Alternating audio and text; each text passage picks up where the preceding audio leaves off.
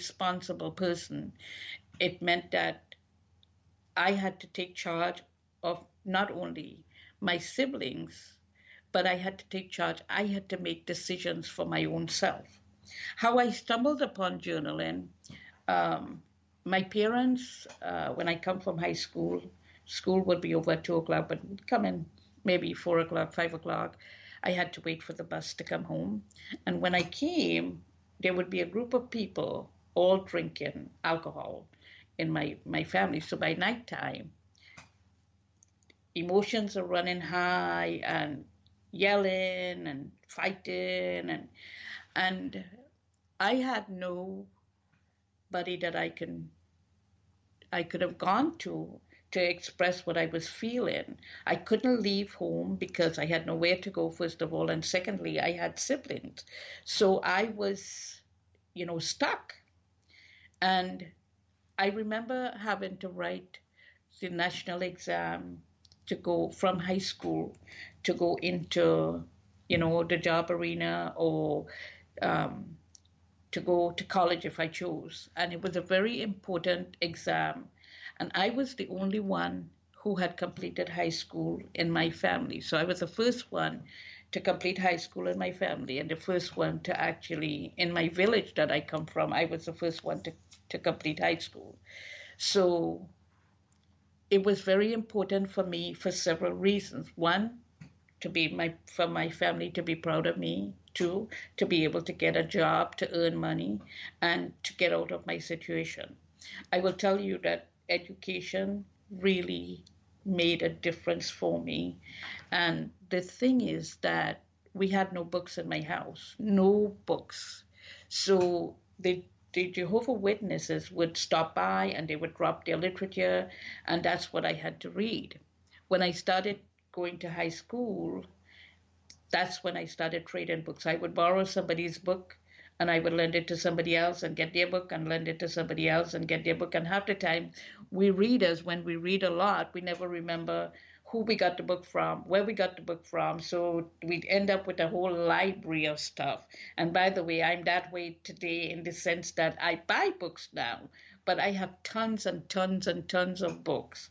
I It's just the habit I've gotten, but thank God I found a Goodwill bookstore where I could get relatively inexpensive books. But I digress. So education made a difference for me. And writing that exam, I was 14, going on 15 years old. And I had already finished high school, well, almost ready to finish high school. And I was just frustrated because I had to study to make sure that I could pass the exam. We had to do 8 subjects, and you had to get a passing grade in each one of those, or at least 5 of those, in order to get a job, a good job. So I was frustrated. Every night I came home, I couldn't study. I tried to study. I had, this drama that was going on, and it was almost every night. So one night, well, it was about 2 o'clock in the morning, and my frustration, I just decided I'm going to write everything I feel. And I remember distinctly, to this day, I have that memory in my head, because the results that I got from writing what I felt was so healing. It was so dramatic. It changed the way I felt. It changed the way I thought, and it actually gave me peace. So interestingly, I wrote that night, but it wasn't something that I picked up and did every day. It wasn't until I was in my late 30s. I had just gotten separated from my ex-husband, and a friend of mine told me about journaling. She actually bought me my first journal, and I started to write, but I would write, and then 8 months later I would write, and then some months would pass and I would write. So I really wasn't disciplined about it. But later on, probably around 2005, I started wanting to hear God's voice.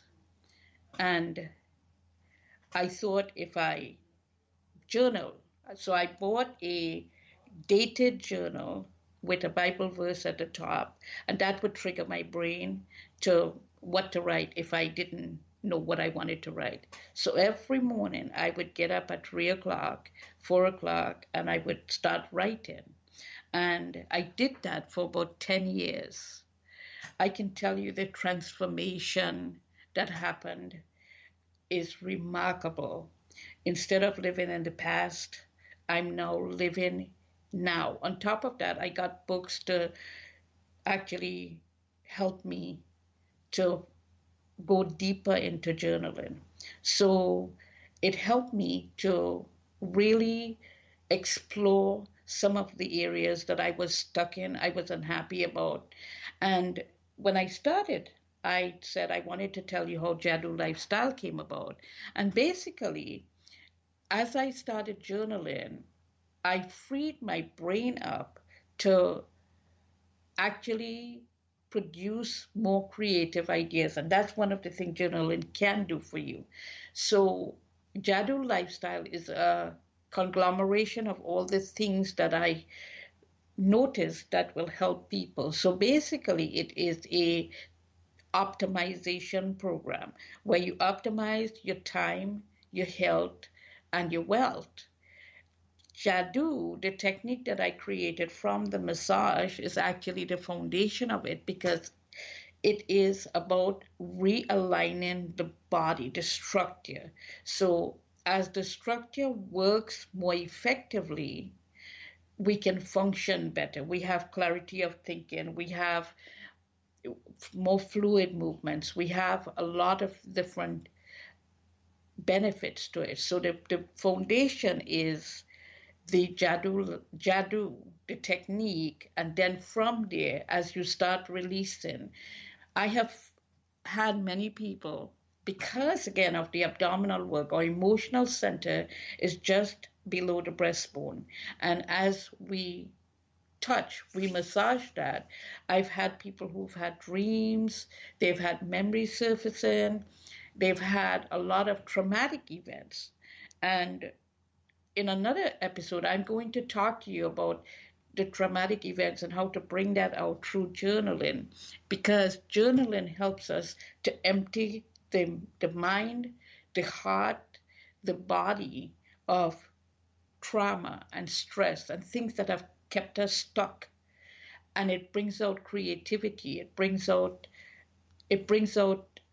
peace, and it helps us to actually open like a flower. You know, when a flower is a bud, and then as it gets the sunlight, it starts opening up. That's what journaling does for us. And that's why a big part of JADU Lifestyle is Write Your Way to Success. It's a workshop that we do that teach others how to write. I've also written my first book, and it's a journal, and it's called Why, WHY, and it's literally an acronym for a question. What hones you? What helps you? The H is the key word, and then I give you acronyms and synonyms. I give you a place to draw because sometimes we are not able to express our thoughts unless we draw it. I give you a place to write, I give you a quotation, and I give you things that you can trigger your mind so that you can write. So when we do the workshop, we actually use why as the textbook for it. We're going to have classes starting soon, and if you want more information, you can email me at toddyjadu@gmail.com, or our website will be up with all the classes. So thank you again for joining us today, and we will be back again with another episode on next week.